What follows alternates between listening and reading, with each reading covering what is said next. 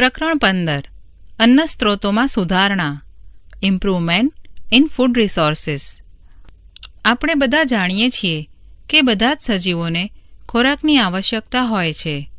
ખોરાક કે આહારથી આપણને પ્રોટીન, કાર્બોદિત, ચરબી, વિટામિન અને ખનિજ ક્ષાર પ્રાપ્ત થાય છે. આ બધા તત્વોની આવશ્યકતા આપણા વિકાસ, વૃદ્ધિ અને સ્વાસ્થ્ય માટે હોય છે. વનસ્પતિઓ અને પ્રાણીઓ બંને આપણા ખોરાકના મુખ્ય સ્ત્રોત છે. મોટાભાગનો ખાદ્ય પદાર્થ ખેતીવાડી તથા પશુપાલનથી મળી રહે છે. આપણે લગભગ સમાચાર પત્રોમાં વાંચીએ છીએ કે ખેતીવાડી કે કૃષિ ઉત્પાદન અને પશુપાલનને વધારવાનો પ્રયાસ થઈ રહ્યો છે. તે શા માટે જરૂરી છે? આપણે ઉત્પાદનની વર્તમાન ક્ષમતા પર જ કેમ નિર્વાહ કરતા નથી? ભારતની વસ્તી ખૂબ જ વધારે છે.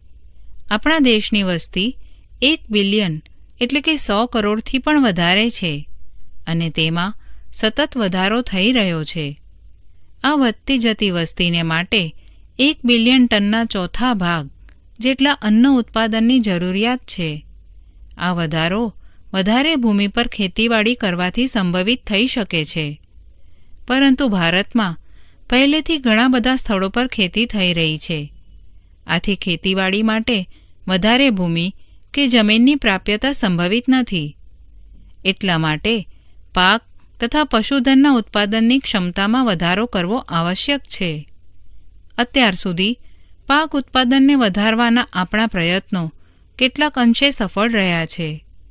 આપણે હરિયાળી ક્રાંતિ દ્વારા પાક ઉત્પાદનમાં વધારો કર્યો છે અને શ્વેત ક્રાંતિ દ્વારા દૂધના ઉત્પાદનને વધાર્યું છે તેમજ તેનું સારું આયોજન પણ કર્યું છે. આ ક્રાંતિઓની પ્રક્રિયામાં આપણા કુદરતી કે નૈસર્ગિક સ્ત્રોતોનો ઘણો ખરો ઉપયોગ થયો છે.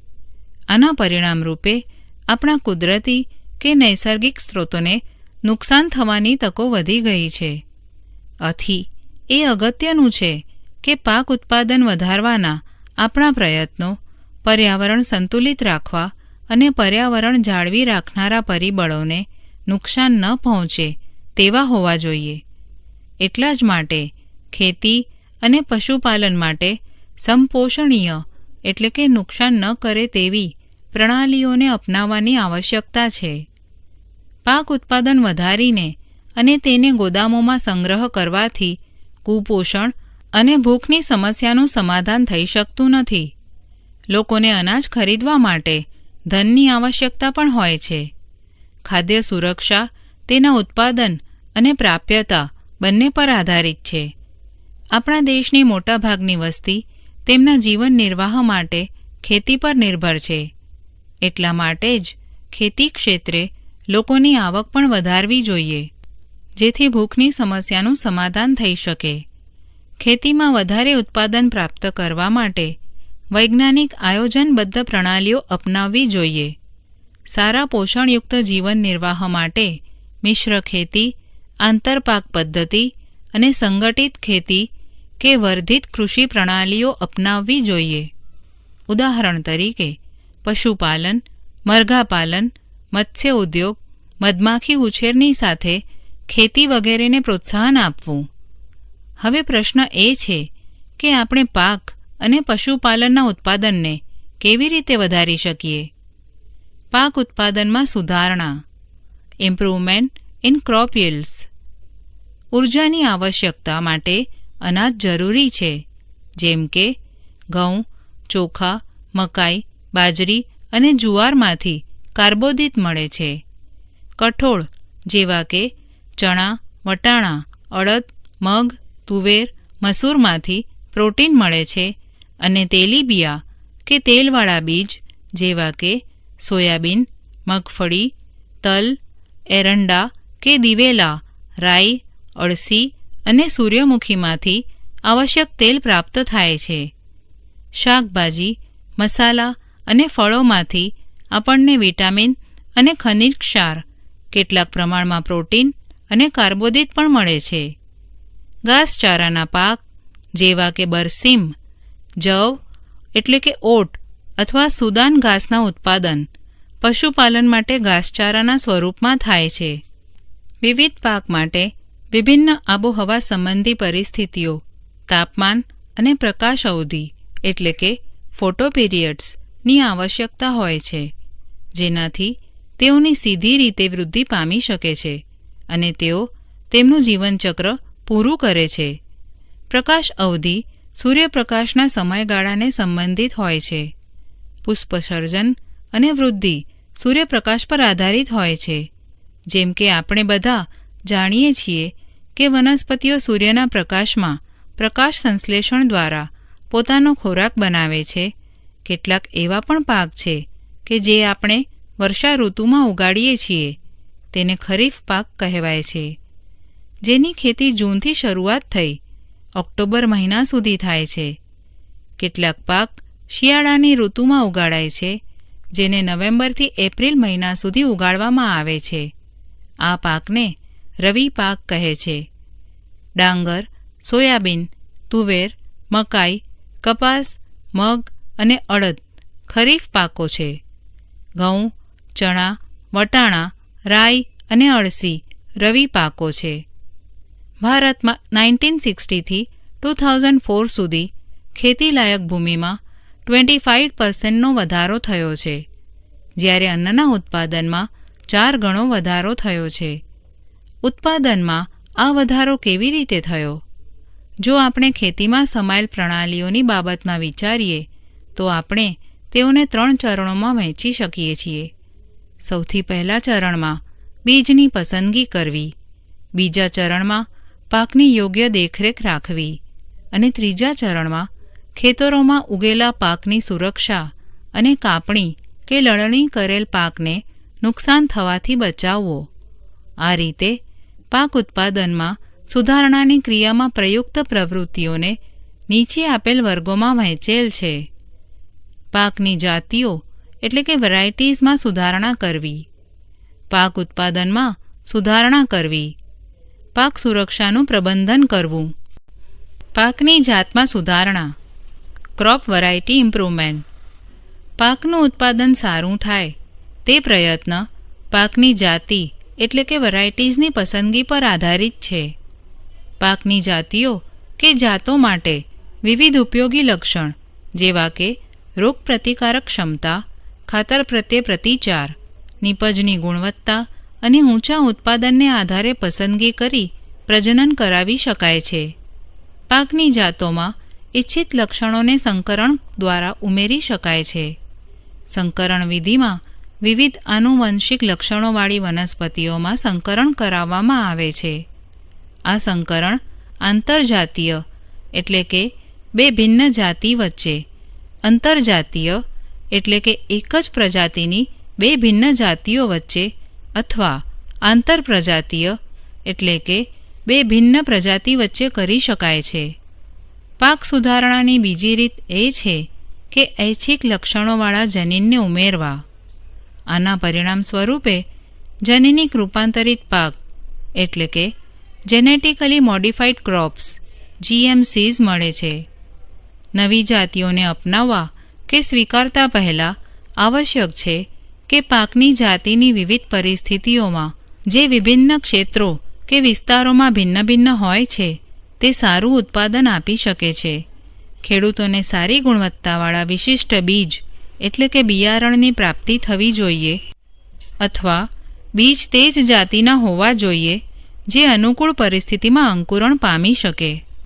સંવર્ધન પ્રણાલીઓ તથા પાક ઉત્પાદનની ઋતુ ભૂમિની ગુણવત્તા અને પાણીની પ્રાપ્યતા પર આધારિત છે, કારણ કે ઋતુકીય પરિસ્થિતિઓ જેવી કે અનાવૃષ્ટિ અને પૂરનું પૂર્વાનુમાન કરવું મુશ્કેલીપૂર્ણ હોય છે. એટલા જ માટે એવી જાતિ વધારે ઉપયોગી છે કે જે વિવિધ આબોહવાકીય પરિસ્થિતિઓમાં પણ ઉગી શકે. આ રીતે એવી જાતિ બનાવેલી છે કે જે વધુ ક્ષારવાળી એટલે કે ક્ષારીય ભૂમિમાં પણ ઉગી શકે. વધુ ઉત્પાદન, એકર દીઠ પાકની ઉત્પાદકતામાં વધારો કરવો. ગુણવત્તામાં સુધારણા. પાક ઉત્પાદનની ગુણવત્તા પ્રત્યેક પાકમાં ભિન્ન હોય છે. ઘઉંમાં બેકિંગ ગુણવત્તા, કઠોળમાં પ્રોટીનની ગુણવત્તા, તેલીબિયાંમાં તેલની ગુણવત્તા અને ફળ અને શાકભાજીનું સંરક્ષણ અગત્યનું છે. જૈવિક અને અજૈવિક પ્રતિરોધકતા. જૈવિક એટલે કે રોગો, કીટકો અને કૃમિઓ, અને અજૈવિક એટલે કે અનાવૃષ્ટિ, ક્ષારતા, વધુ પડતું પાણી, ગરમી, ઠંડી તથા હિમપાત પરિસ્થિતિઓને કારણે પાક ઉત્પાદકતા ઓછી થઈ શકે છે. આ પરિસ્થિતિઓને સહન કરી શકે તે જાતિ પાક ઉત્પાદનમાં સુધારણા લાવી શકે છે. પરિપક્વન સમયમાં પરિવર્તન. પાકને ઉગાડવાથી લઈને કાપણી કે લણણી સુધી ઓછામાં ઓછો સમયગાળો થાય તે આર્થિક દ્રષ્ટિએ સારું ગણાય. આથી ખેડૂત પ્રતિવર્ષે પોતાના ખેતરોમાં ઘણો પાક ઉગાડી શકે છે. ઓછો સમયગાળો હોવાને કારણે પાક ઉત્પાદનમાં ધન પણ ઓછું ખર્ચાય છે.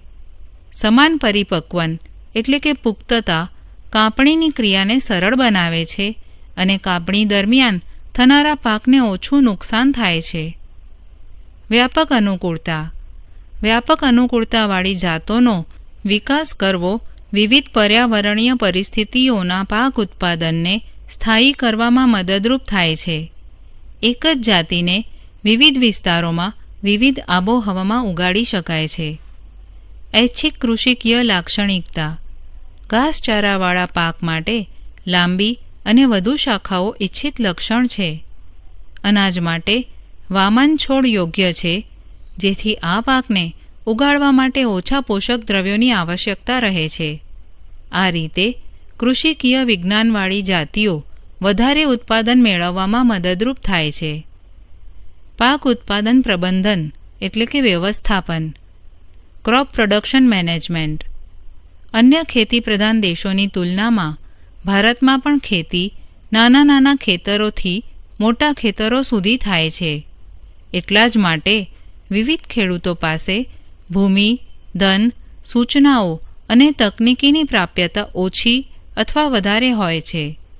ટૂંકમાં ધન અથવા આર્થિક પરિસ્થિતિઓ ખેડૂતને વિવિધ ખેતી પ્રણાલીઓ અને ખેતીની તકનીકોને અપનાવવામાં અગત્યની ભૂમિકા ભજવે છે. યોગદાન, વધુ રોકાણ અને પાક ઉત્પાદનમાં સહસંબંધ છે. આ રીતે ખેડૂતની રોકાણ કરવાની ક્ષમતા પાકના તંત્ર અને ઉત્પાદન પ્રણાલીઓનું નિર્ધારણ કરે છે. એટલા માટે ઉત્પાદન પ્રણાલીઓ પણ વિવિધ સ્તરની હોઈ શકે છે. રોકાણ વગર ઉત્પાદન, ઓછું રોકાણ ઉત્પાદન અને વધુ રોકાણ ઉત્પાદન, આ પ્રણાલીઓ આમાં સમાયેલ છે. 1. પોષક તત્વ પ્રબંધન વ્યવસ્થાપન. Nutrient management. જેવી રીતે આપણને વિકાસ, વૃદ્ધિ અને તંદુરસ્ત રહેવા માટે ખોરાકની આવશ્યકતા હોય છે, તેવી રીતે વનસ્પતિઓને પણ વૃદ્ધિ માટે પોષક તત્વોની આવશ્યકતા હોય છે. વનસ્પતિઓને પોષક પદાર્થો હવા, પાણી અને ભૂમિમાંથી પ્રાપ્ત થાય છે. વનસ્પતિઓ માટે 16 પોષક તત્વો આવશ્યક છે. હવામાંથી કાર્બન અને ઓક્સિજન, પાણીમાંથી હાઇડ્રોજન અને ઓક્સિજન તેમજ બાકીના 13 પોષક તત્વો ભૂમિમાંથી પ્રાપ્ત થાય છે. આ 13 પોષક તત્વોમાંથી 6ની માત્રા વધારે જોઈએ છે. એટલા માટે તેઓને બૃહદ પોષક તત્વો એટલે કે ગુરુ પોષક તત્વો કહે છે. બાકીના 7 પોષક તત્વોની જરૂરિયાત ઓછા પ્રમાણમાં હોય છે. એટલા માટે તેઓને લઘુ પોષક તત્વો કે સૂક્ષ્મ પોષક તત્વો કહે છે. આ પોષક તત્વોની ઉણપને કારણે વનસ્પતિઓની દેહધાર્મિક પ્રક્રિયાઓ સહિત પ્રજનન, વૃદ્ધિ અને રોગોની પ્રવૃત્તિઓ પ્રત્યે અસર પડે છે. વધારે ઉત્પાદન પ્રાપ્તિ કરવા માટે ભૂમિમાં છાણિયું ખાતર અને ખાતરના સ્વરૂપમાં આ પોષક તત્વોને ભેળવવા આવશ્યક છે. સેન્દ્રિય ખાતર મેન્યોર. સેન્દ્રિય ખાતરમાં કાર્બનિક પદાર્થોની માત્રા વધારે હોય છે અને તે જમીનને અલ્પ પ્રમાણમાં પોષક તત્વો આપી શકે છે. સેન્દ્રિય ખાતરને પ્રાણીઓના મળ અને વનસ્પતિઓના કચરાના અવઘટન અથવા વિઘટનથી તૈયાર કરવામાં આવે છે. સેન્દ્રિય ખાતર જમીનને પોષક તત્વો અને કાર્બનિક પદાર્થોથી પરિપૂર્ણ કરે છે અને ભૂમિની ફળદ્રુપતામાં વધારો થાય છે. સેન્દ્રિય ખાતરમાં રહેલા કાર્બનિક પદાર્થો ભૂમિના બંધારણમાં સુધારો કરવામાં મદદરૂપ થાય છે. આના કારણે રેતાળ જમીનમાં પાણીને રાખવાની કે જલ સંગ્રહ ક્ષમતા વધારે છે. ચીકણી જમીનમાં કાર્બનિક પદાર્થોની વધુ માત્રા પાણીના નિકાલમાં મદદરૂપ થાય છે, જેમાં પાણી એકત્રિત થતું નથી. સેન્દ્રિય ખાતરના ઉપયોગમાં આપણે જૈવિક કચરાનો ઉપયોગ કરીએ છીએ, જે પર્યાવરણને રાસાયણિક ખાતરના વધુ ઉપયોગ સામે રક્ષણ આપે છે. જૈવિક કચરાનો ઉપયોગ ખેતરના કચરાનું પુનઃચક્રણ છે. સેન્દ્રિય ખાતર બનાવવાની ક્રિયામાં વિવિધ જૈવિક પદાર્થના ઉપયોગોને આધારે સેન્દ્રિય ખાતરને નીચેના વર્ગોમાં વિભાજિત કરી શકાય છે. 1. કમ્પોસ્ટ અને વર્મી કમ્પોસ્ટ. કમ્પોસ્ટીકરણની ક્રિયામાં ખેતીના નકામા પદાર્થ જેવા કે પશુઓના મળ, મૂત્ર, છાણ વગેરે, શાકભાજીની છાલ તેમજ કચરો, પશુઓ દ્વારા ત્યજાયેલો ચારો, ઘરગથ્થુ કચરો, સુએઝનો કચરો, ફેંકેલી સ્ટ્રો, નીંદણ વગેરેને ખાડાઓમાં સળવા દેવામાં આવે છે. આ ક્રિયાને કમ્પોસ્ટિંગ કહે છે. કમ્પોસ્ટમાં કાર્બનિક પદાર્થ અને પોષક તત્વો ખૂબ જ વધારે પ્રમાણમાં હોય છે. કમ્પોસ્ટને અળસિયા દ્વારા વનસ્પતિઓ અને પ્રાણીઓના ત્યજાયેલા પદાર્થોને તરત જ વિઘટનની ક્રિયા દ્વારા બનાવવામાં આવે છે. આને વર્મી કમ્પોસ્ટ કહે છે. 2. લીલું જૈવિક ખાતર.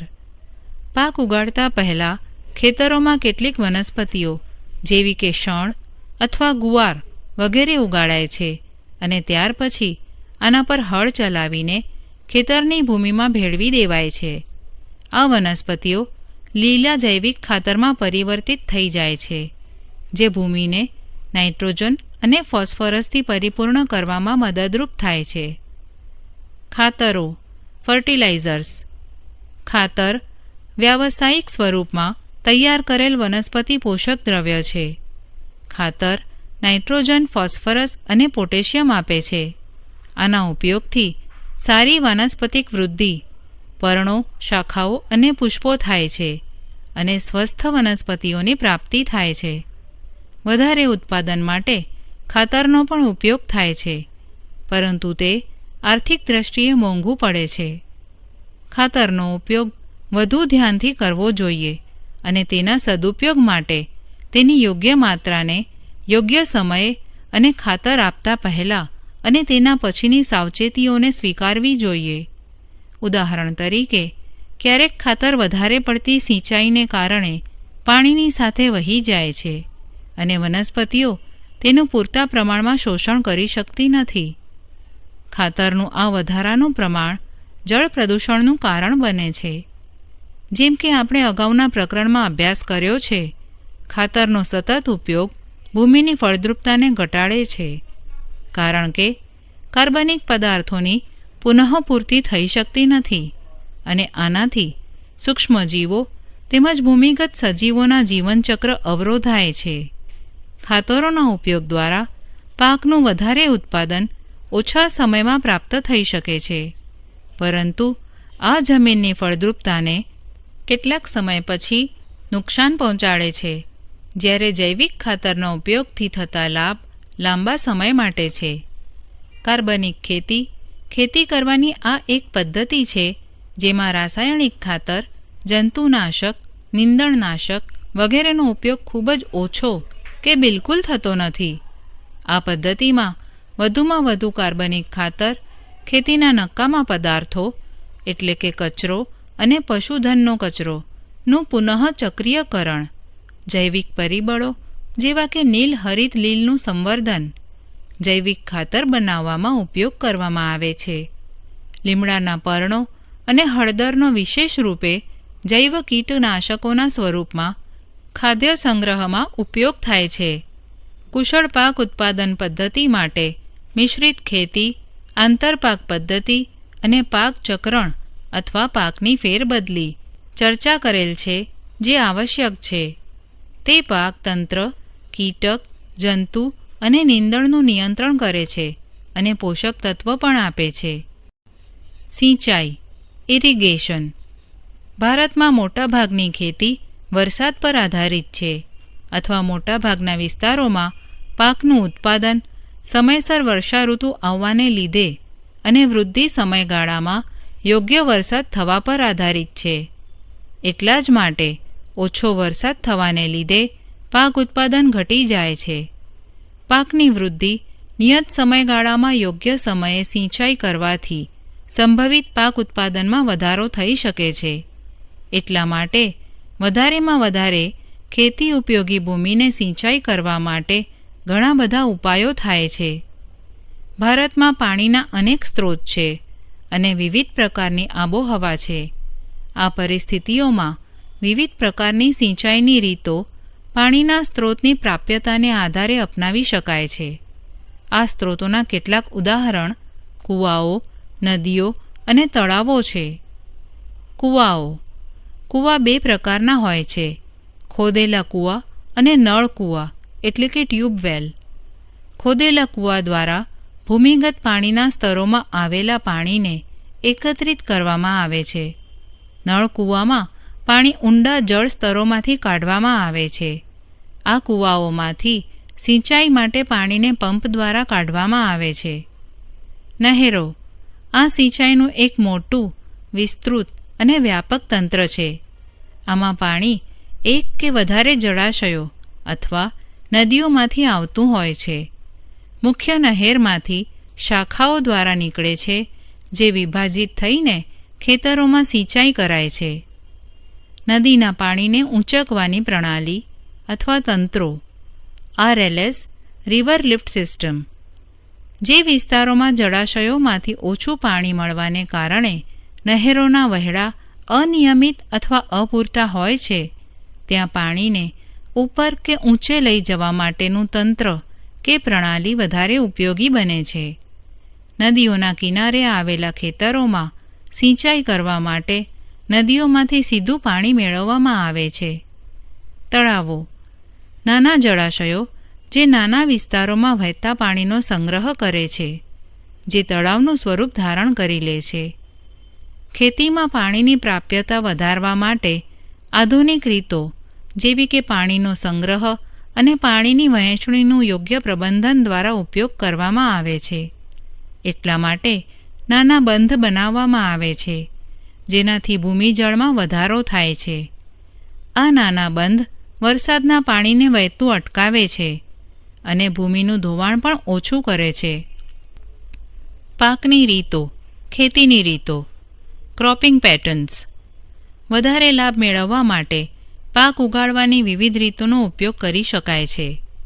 મિશ્રિત કે મિશ્ર પાકમાં 2 અથવા 2 થી વધારે પાકને એક સાથે એક જ ખેતરમાં ઉગાડવામાં આવે છે, જેમ કે ઘઉં, ચણા અથવા ઘઉં, રાઈ અથવા મગફળી, સૂર્યમુખી.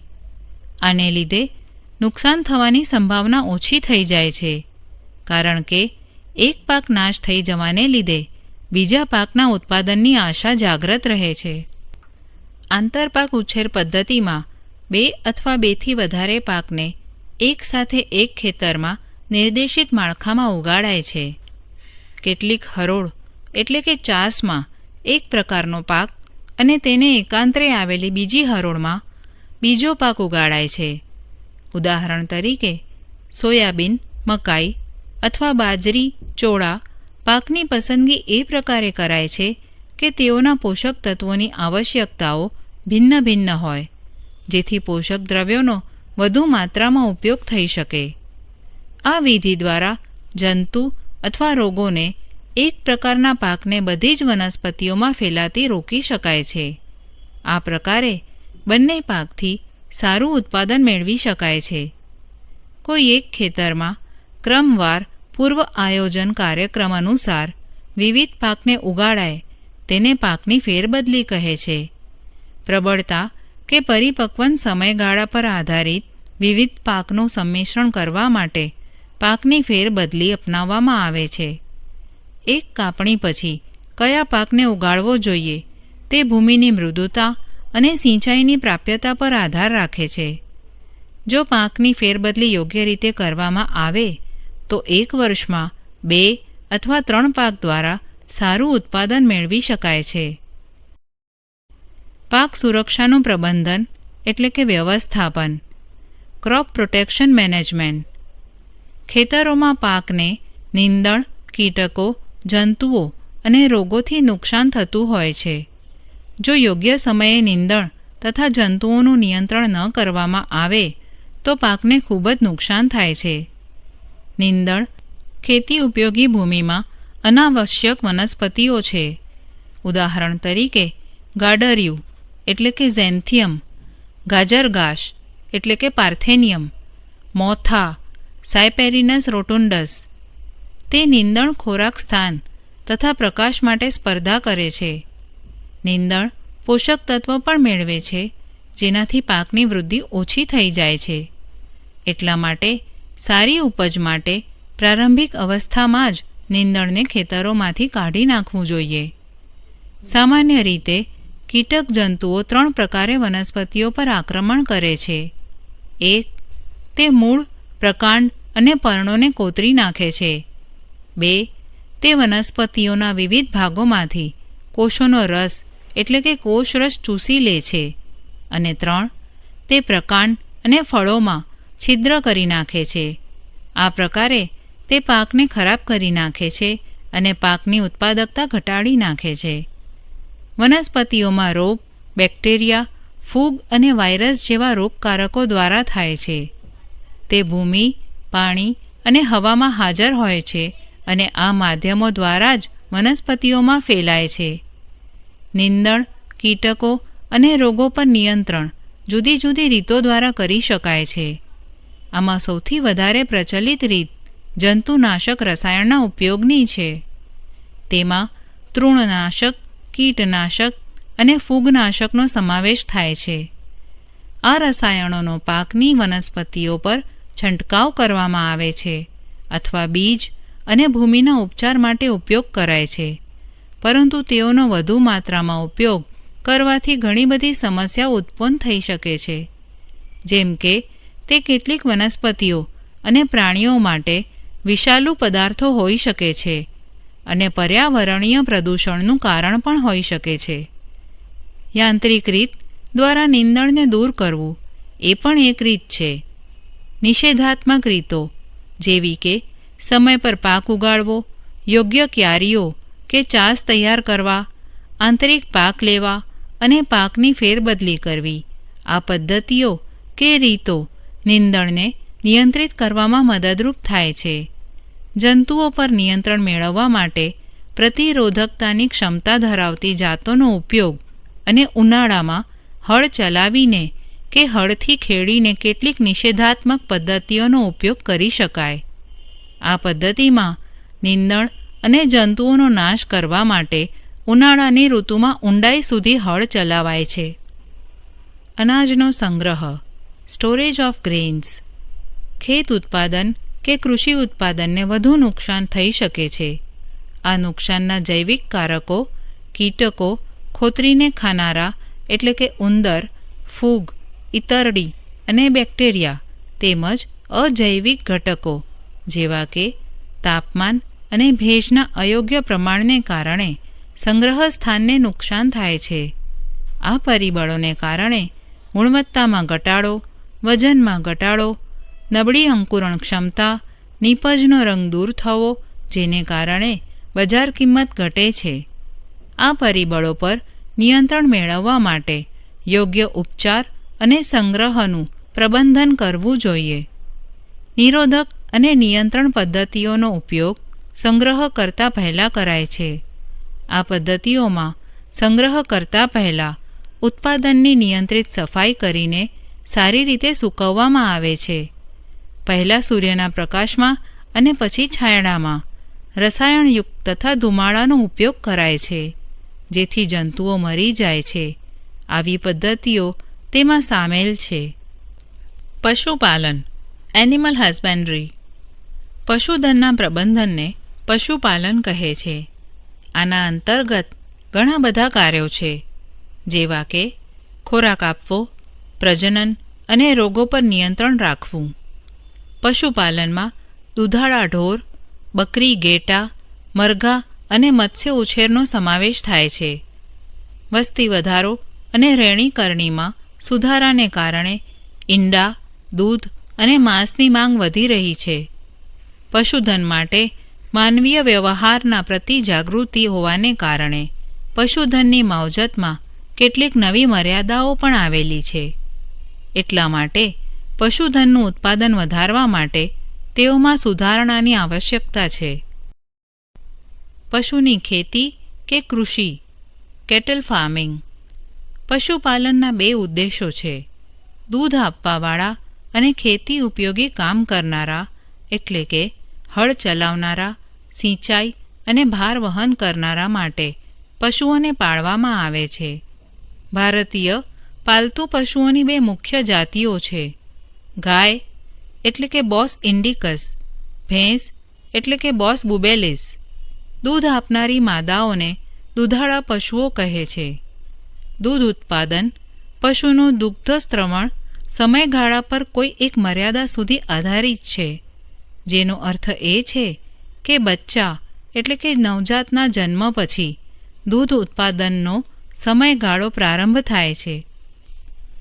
આ રીતે દૂધ ઉત્પાદન દુગ્ધસ્ત્રવણ કાળને વધારી શકાય છે.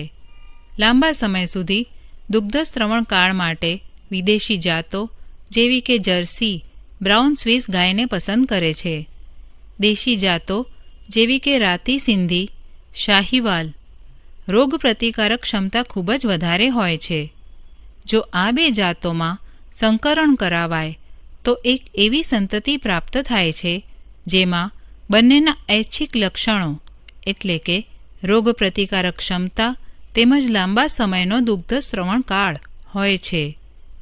ઉત્પાદનનું પ્રમાણ માનવીય વ્યવહાર આધારિત પશુપાલનમાં પશુઓનું સ્વાસ્થ્ય અને સ્વચ્છ દૂધ ઉત્પાદન માટે ગાય અને ભેંસના શરીરની યોગ્ય સફાઈ અને યોગ્ય નિવાસસ્થાનની આવશ્યકતા હોય છે.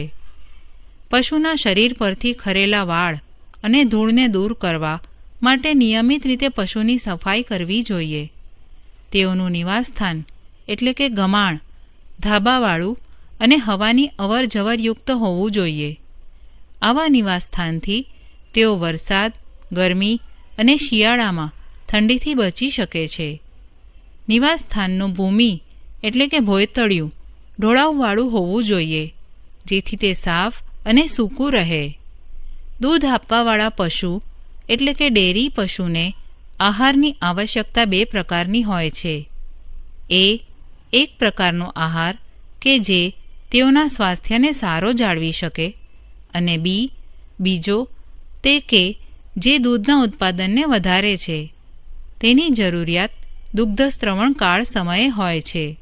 પશુ આહારમાં મોટો કે વૃક્ષચારો એટલે કે ખાંડેલું અનાજ જે સામાન્ય રીતે મુખ્યત્વે રેસામય હોય છે, અને સમૃદ્ધ જેમાં રેસા ઓછા હોય છે અને પ્રોટીન અને અન્ય પોષક તત્વ વધારે હોય છે. પશુને એક સંતુલિત આહારની જરૂરિયાત હોય છે, જેમાં યોગ્ય માત્રામાં બધા જ પોષક તત્વો હોય એવા પોષક તત્વો ઉપરાંત કેટલાક લઘુ પોષક તત્વ એટલે કે સૂક્ષ્મ પોષક તત્વ પણ ભેળવવામાં આવે છે, જે દૂધાળા પશુઓને સ્વસ્થ રાખે છે અને દૂધના ઉત્પાદનમાં વધારો કરે છે. ઢોર અનેક પ્રકારના રોગોથી ગ્રસ્ત થઈ શકે છે, જેના કારણે તેમના દૂધ ઉત્પાદનની ક્ષમતામાં ઉણપ આવે અથવા તેઓનું મૃત્યુ પણ થઈ શકે છે. એક સ્વસ્થ પશુ નિયમિત રીતે ખાય છે અને સારી રીતે બેસે છે તેમજ સારી રીતે ઊભા થઈ શકે છે. ઢોરમાં બાહ્ય પરોપજીવીઓ અને અંતઃપરોપજીવીઓ બંને હોય છે. બાહ્ય પરોપજીવીઓ ઢોરની ત્વચા પર રહે છે, જેનાથી ઢોરની ત્વચાનો રોગ થઈ શકે છે. અંતઃપરોપજીવીઓ જેવા કે કૃમિઓ, જઠર અને આંતરડાને તથા યકૃત કૃમિ યકૃતને રોગગ્રસ્ત કરે છે. સંસર્ગજન્ય રોગ બેક્ટેરિયા અને વાયરસને કારણે થાય છે. અનેક વાયરસ અને જીવાણુઓના રોગોથી પશુઓને બચાવવા માટે રસી અપાવવી જોઈએ. મરઘાપાલન પોલ્ટ્રી ફાર્મિંગ. ઈંડા તેમજ મરઘાના માંસનું ઉત્પાદનને વધારવા માટે મરઘા પાલન કરવામાં આવે છે. એટલા માટે મરઘા પાલનમાં ઉચ્ચ કક્ષાની મરઘીની જાતનો વિકાસ કરવામાં આવે છે. ઈંડા માટે ઈંડા આપનારી એટલે કે લેયર મરઘી પાલન કરવામાં આવે છે અને માંસ માટે બ્રોઇલરને પાળવામાં આવે છે. નીચે આપેલા લક્ષણો માટે નવી નવી જાતોનો વિકાસ કરવામાં આવે છે. નવી જાતોને બનાવવા માટે દેશી જેવી કે અસીલ અને વિદેશી જેવી કે લેગહોર્ન જાતોનું સંકરણ કરાવાય છે. 1. મરઘાના બચ્ચાની સંખ્યા અને ગુણવત્તા. 2. નાના કદના બ્રોઇલર માતા પિતા દ્વારા તેમના બચ્ચાઓનું વ્યાવસાયિક ઉત્પાદન હેતુ. 3. ગરમીથી અનુકૂલન ક્ષમતા તથા ઊંચા તાપમાનને સહન કરવાની ક્ષમતા. 4. સાર સંભાળમાં ઓછા ખર્ચની જરૂરિયાત. 5. ખેતી માટે ઉપયોગી ઉત્પાદનની આડપેદાશ કે ઉપપેદાશ તરીકે પ્રાપ્ત થતા સસ્તા રેશામય આહારનો ઉપયોગથી ઈંડા મૂકનારા પક્ષીનું કદ ઘટે છે. ઈંડા અને બ્રોઇલરનું ઉત્પાદન. Egg and broiler production. બ્રોઇલરના બચ્ચાઓના સારા વૃદ્ધિ દર અને સારા આહાર દક્ષતા માટે વિટામિનથી ભરપૂર આહાર આપવામાં આવે છે. તેઓનો મૃત્યુદર ઓછો રાખી અને તેઓની પાંખો અને માંસની ગુણવત્તા જાળવી રાખવા માટેની સાવચેતી રાખવી પડે છે. તેઓને બ્રોઇલરના રૂપમાં ઉત્પાદન કરવામાં આવે છે અને માંસના પ્રયોજન માટે ઉછેર કરવામાં આવે છે. મરઘા પાલનમાં સારું ઉત્પાદન મેળવવા માટે સારી પ્રબંધન પ્રણાલીઓ ખૂબ જ જરૂરી છે. તેને અંતર્ગત તેઓના નિવાસમાં યોગ્ય તાપમાન અને સ્વચ્છતાનું નિર્ધારણ કરીને મરઘાના આહારની ગુણવત્તાને જાળવી રાખવામાં આવે છે. તેની સાથે સાથે રોગો અને જંતુઓ પર નિયંત્રણ અને તેઓથી બચાવવાની રીત પણ સંકળાયેલી છે. બ્રોઇલરનું નિવાસ, પોષણ અને પર્યાવરણીય જરૂરિયાતો ઈંડા આપવાવાળી મરઘીઓથી કેટલાક અંશે અલગ હોય છે. બ્રોઇલરના આહારમાં પ્રોટીન અને ચરબી વધુ માત્રામાં હોય છે.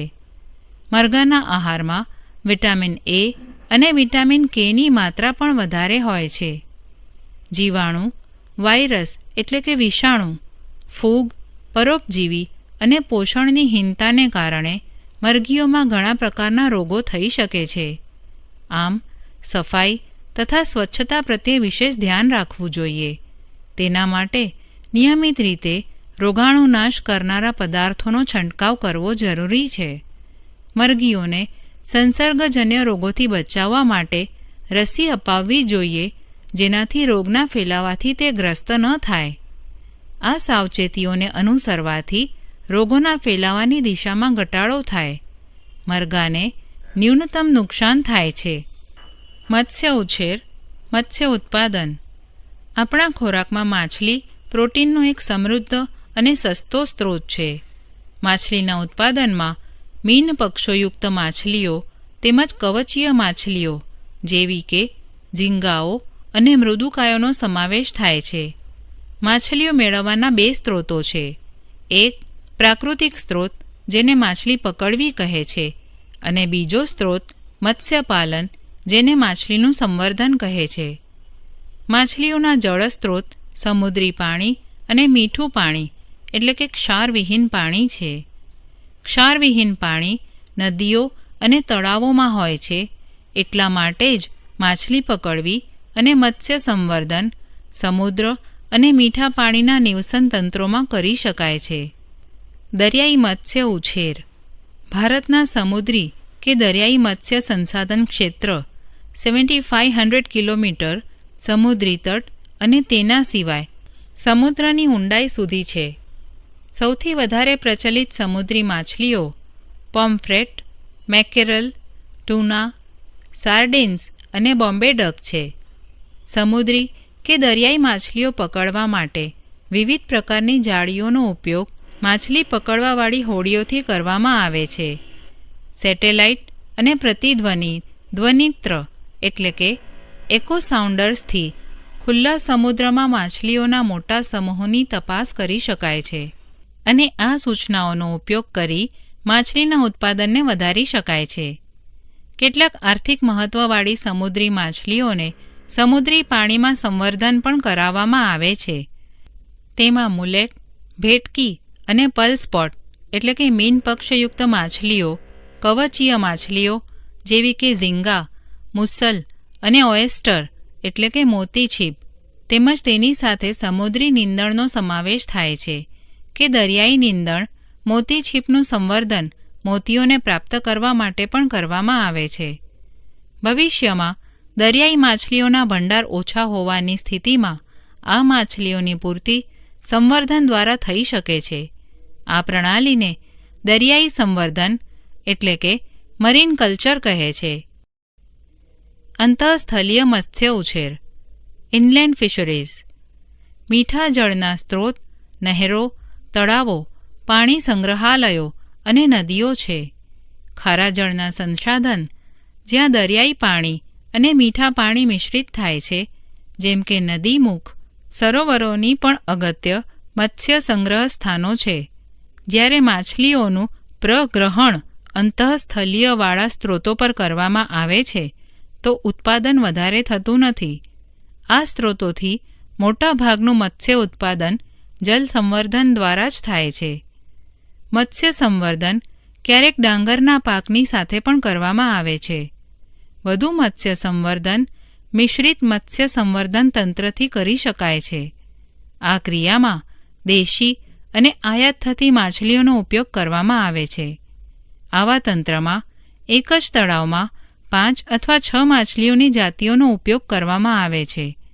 તેમાં એવી માછલીઓને પસંદ કરવામાં આવે છે જેનામાં આહાર માટે પ્રતિસ્પર્ધા ન થઈ શકે અથવા આહાર જુદો જુદો હોય. આના પરિણામ રૂપે તળાવના પ્રત્યેક ભાગમાં આવેલ આહારનો ઉપયોગ થાય છે. જેમ કે કટલા માછલી પાણીની સપાટીથી તેઓનો ખોરાક લે છે. રોહુ માછલી તળાવના મધ્યના વિસ્તારમાંથી પોતાનો ખોરાક લે છે. મૃગલ અને કોમન કાર્પ તળાવના તળિયેથી ખોરાક મેળવે છે. ગ્રાસ કાર્પ નીંદણને ખાય છે. આ પ્રકારની આ બધી માછલીઓ સાથે સાથે રહેવા છતાં પણ સ્પર્ધા વિના પોતપોતાનો આહાર લે છે. આનાથી તળાવમાં માછલીના ઉત્પાદનમાં વધારો થાય છે. મિશ્ર મત્સ્ય સંવર્ધનમાં એક સમસ્યા એ છે કે આમાંથી કેટલીક માછલીઓ માત્ર વર્ષા ઋતુમાં જ પ્રજનન કરે છે. ત્યાં સુધી કે જો મત્સ્ય ડિંભ દેશી જાત માટે લેવામાં આવે તો અન્ય જાતિની ડિંભોની સાથે ભળી જઈ શકે છે. આથી મત્સ્ય સંવર્ધન માટે સારી ગુણવત્તાવાળા ડિંભોની પ્રાપ્યતા ન હોવી એક ગંભીર સમસ્યા છે. આ સમસ્યાનું સમાધાન માટે એવી પદ્ધતિઓ શોધાઈ રહેલી છે કે તળાવમાં આ માછલીઓનું સંવર્ધન અંતઃસ્ત્રાવના ઉપયોગ દ્વારા કરવામાં આવી શકે છે. આનાથી ઐચ્છિક પ્રમાણમાં શુદ્ધ માછલીના ડિંભ મળતા રહે. મધમાખી ઉછેર, મધુમક્ષિકા પાલન, બી કીપિંગ મધનો સર્વત્ર ઉપયોગ થાય છે. આથી એના માટે મધમાખી ઉછેરનો ઉદ્યમ એક ખેતી ઉદ્યોગ બની ગયો છે. કારણ કે મધમાખી ઉછેરમાં ધનનું રોકાણ ઓછું થાય છે. એટલા માટે ખેડૂત તેનો ઉપયોગ વધારાની ધનપ્રાપ્તિ સાધન તરીકે કરે છે. મધ ઉપરાંત મધમાખીના મધપૂડામાં મીણનો ખૂબ જ સારો સ્ત્રોત પ્રાપ્ત થાય છે. મીણનો ઉપયોગ ઔષધ તૈયાર કરવામાં થાય છે. વ્યાવસાયિક સ્તરે પણ મધ ઉત્પાદન કરવા માટે દેશી જાતની મધમાખી એપિસ સેરેના ઇન્ડિકા એટલે કે સામાન્ય ભારતીય મધમાખી, એપિસ ડોર્સાટા એટલે કે એક પર્વતીય મધમાખી અને એપિસ ફ્લોરી એટલે કે લિટલ મધમાખીનો ઉપયોગ કરે છે. ઇટાલીની મધમાખી એપિસ મેલિફેરાનો ઉપયોગ મધના ઉત્પાદનને વધારવા માટે કરવામાં આવે છે. આથી વ્યાવસાયિક મધ ઉત્પાદનમાં આ મધમાખીનો સામાન્યતઃ ઉપયોગ કરવામાં આવે છે. ઇટાલીની મધમાખીમાં મધ એકત્ર કરવાની ક્ષમતા ખૂબ જ વધારે હોય છે. તેઓ ડંખ પણ ઓછા મારે છે. તે તેઓના નિર્ધારિત મધપૂડાઓમાં ઘણા સમય સુધી રહે છે અને પ્રજનન તીવ્રતાથી કરે છે. વ્યાવસાયિક મધ ઉત્પાદન માટે મધુવાટિકા અથવા મધમાખી ફાર્મ બનાવી શકાય છે. મધની કિંમત અથવા ગુણવત્તા મધમાખીઓ તેમના ખોરાક પર અથવા તેઓના મધ એકત્ર કરવા માટે ફૂલો પર નિર્ભર કરે છે. મધમાખીઓ ફૂલોમાંથી મધુરસ અને પરાગ એકત્રિત કરે છે. તેઓના ખોરાકની પર્યાપ્તતા અને પુષ્પોની જાતો મધના સ્વાદને નિર્ધારિત કરે છે.